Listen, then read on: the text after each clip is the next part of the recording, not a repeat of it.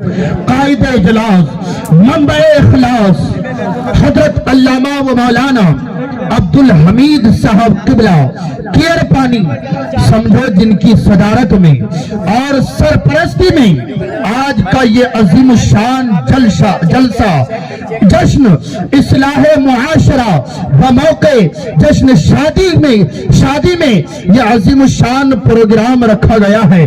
لہذا میں تمام لوگوں سے اور ایک مرتبہ گزارش کرتا ہوں، جو حضرات یہاں پر کرسیوں پر بیٹھے ہیں اور جو حضرات پیچھے بیٹھے ہیں، آپ تمامی حضرات بالکل قریب آ جائیں تاکہ یہ ہمارے علماء کرام یہاں پر تشریف رکھتے ہیں اور ایک سے ایک خطیب، ایک سے ایک مقرر، ایک سے ایک نعت خواں کو ہم اپنے ماتھے کی آنکھوں سے دیکھنے والے ہیں، اس لیے کہ علماء کرام کے چہرے کی زیارت کرنا بھی سنت ہے۔ جس طرح سے ماں باپ کے چہرے کو دیکھنا ثواب ہے، اسی اعتبار سے جو ہے علماء کرام کے چہرے کو دیکھنا بھی ثواب ہے۔ اور جو شادی شدہ حضرات ہیں، جناب جاوید بھائی شادی کر رہے ہیں، بیوی کے چہرے کو دیکھنا بھی ثواب ہے، لیکن یہ یاد رکھیں اپنی بیوی کے چہرے کو دیکھنا ثواب ہے، دوسرے کے بیوی کو دیکھنا ثواب نہیں، گناہ ہے۔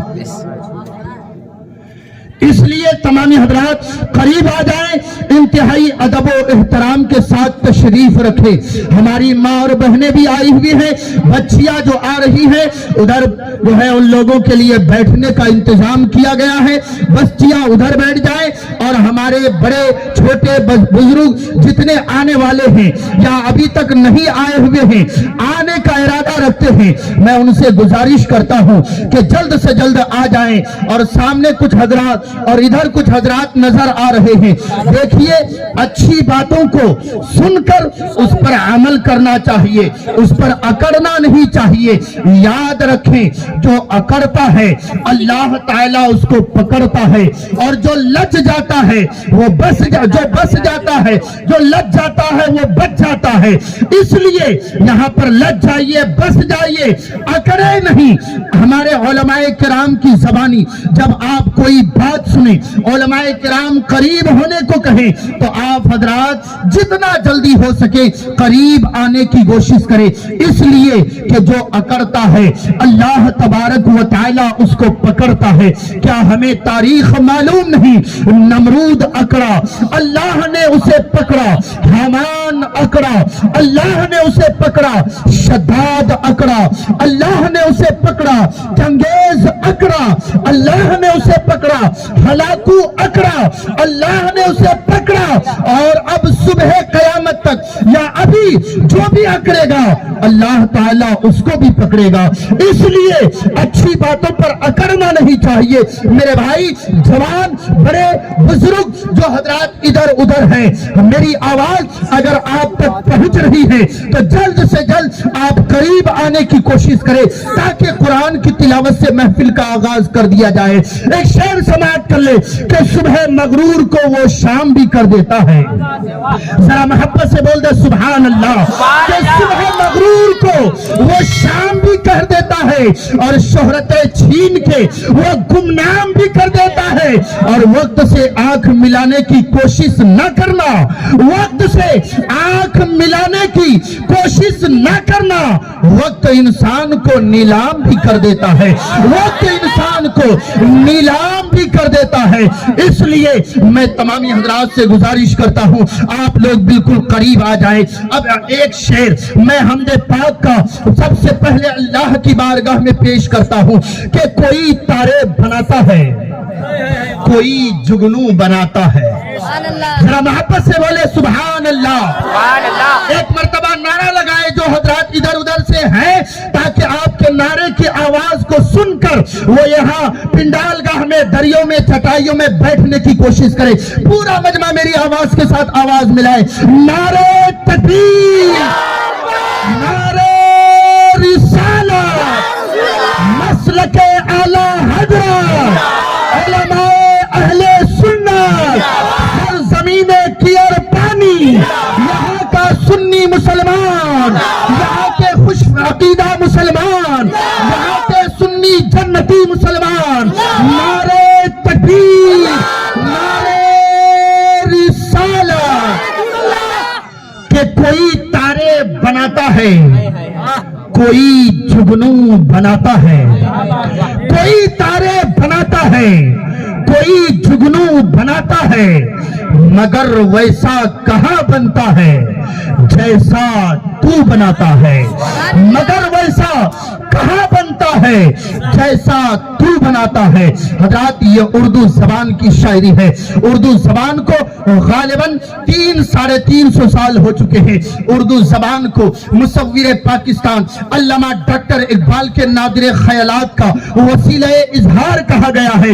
یہی اردو زبان جب وادی نعت میں داخل ہوتی ہے تو محسن کاکروی کی زندگی بن جاتی ہے، میر تقی میر کی روح بن جاتی ہے، امیر خسرو کی کلاه بن جاتی ہے، اور اعلی حضرت امام احمد رضا خان فاضل بریلوی رحمت اللہ تعالی علیہ کا عشق بن جاتی ہے۔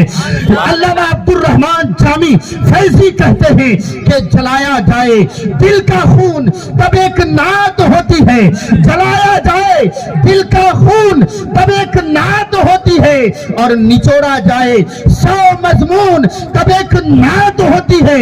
عروض و قافیہ، علم البلاغت اور تخیل کا بنایا جائے جب معجون تب ایک نعت ہوتی ہے، بنایا جائے جب معجون تب ایک نعت ہوتی ہے۔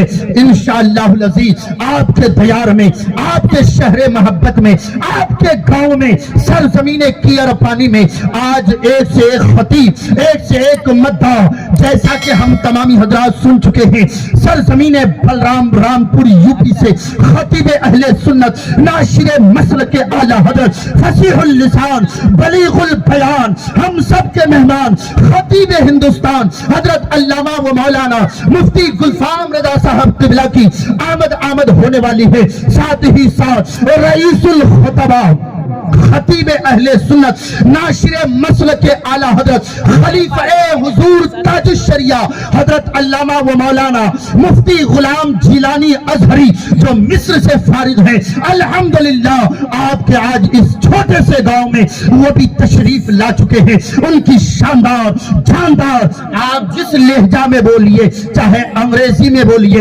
انگریزی میں تقریر کرتے ہیں، عربی میں بولیے، آپ کو عربی سمجھ میں آئے تو عربی میں تقریر کرتے ہیں، ہندی بول سمجھ میں آئے تو ہندی میں تقریر کرتے ہیں، اردو سمجھ میں آئے تو اردو میں تقریر کرتے ہیں۔ وہ عظیم خطیب آپ کے شہر محبت میں تشریف لا چکے ہیں۔